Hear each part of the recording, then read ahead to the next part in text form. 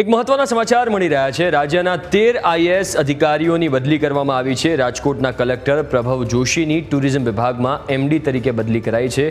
IAS Tejas પરમારની Junagadh મહાનગરપાલિકાના commissioner તરીકે બદલી કરાઈ છે।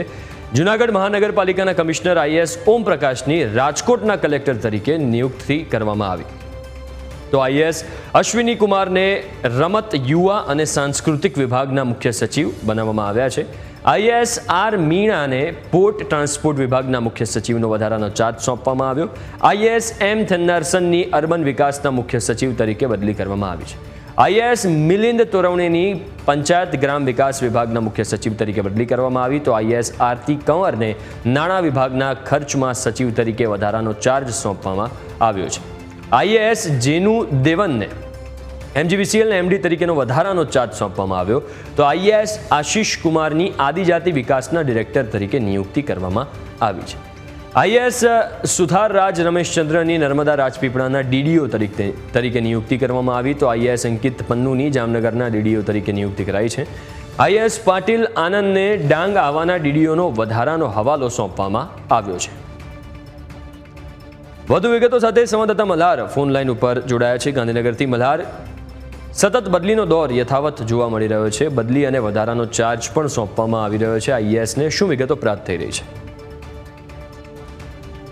ચોક્કસથી નજર કરીએ તો રાજ્ય સરકારના સામાન્ય વહીવટ વિભાગ દ્વારા જે છે તે આઈએએસ અધિકારીઓની બદલીઓનો જે છે તે દોર શરૂ કર્યો છે। રાજ્યમાં 13 જેટલા આઈએએસ અધિકારીઓ જે છે તે બદલી જે છે તે કરવામાં આવી છે। જેમાં મહત્વની વાત કરીએ તો રાજકોટના કલેક્ટર આઈએએસ પ્રભવ જોશી જે છે તેમને ટુરિઝમ વિભાગના એમડી તરીકે જે છે તે જવાબદારી સોંપવામાં આવી છે। જો કે આઈએએસના જે ગુજરાત ટુરિઝમના જે આઈએએસ અધિકારી હતા એમડી છાપ સુવાકર, તેઓની થોડાક દિવસો પહેલા જ દિલ્હી પોસ્ટિંગ કરવામાં આવ્યું હતું। ત્યારબાદ જે છે તે છેલ્લા કેટલાય સમયથી જે છે આ પદ જે છે તે ખાલી હતું, એટલે કે આ જગ્યા ભરે જે છે તે ઘણા સમયથી ખાલી જોવા મળી હતી।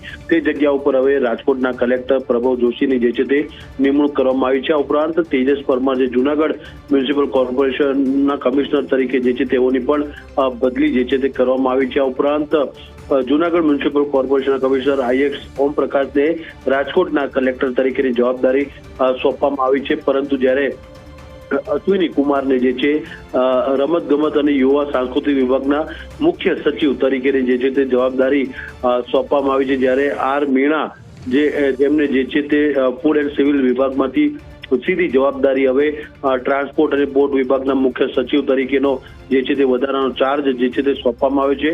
આ ઉપરાંત એમ થેનાસરનની જે છે તેમની પણ અર્બન વિકાસના મુખ્ય સચિવ તરીકેની નિયુક્તિ જે કરવામાં આવી છે। આ ઉપરાંત મિલન તોરવણે અને જે મનીષા ચંદ્રની જે છે તે ડેપ્યુટેશન ઉપર દિલ્હી બદલી થઈ હતી, તેમની જગ્યા જે ખાલી પડી હતી, એટલે કે પંચાયત અને ગ્રામ વિકાસ વિભાગના મુખ્ય સચિવ તરીકે જે છે તે મિલન તોરવણેની જગ્યા જે છે ત્યાં મૂકવામાં આવ્યા છે।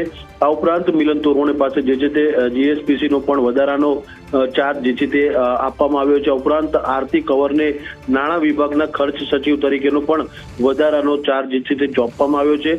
આ ઉપરાંત જેનુ દેવનને જે છે તે એમજીવીસીએલ એટલે કે મધ્ય ગુજરાત વીજ કંપનીના એમડી તરીકેનો જે ચાર્જ જે છે તે વધારે સોંપવામાં આવ્યો છે।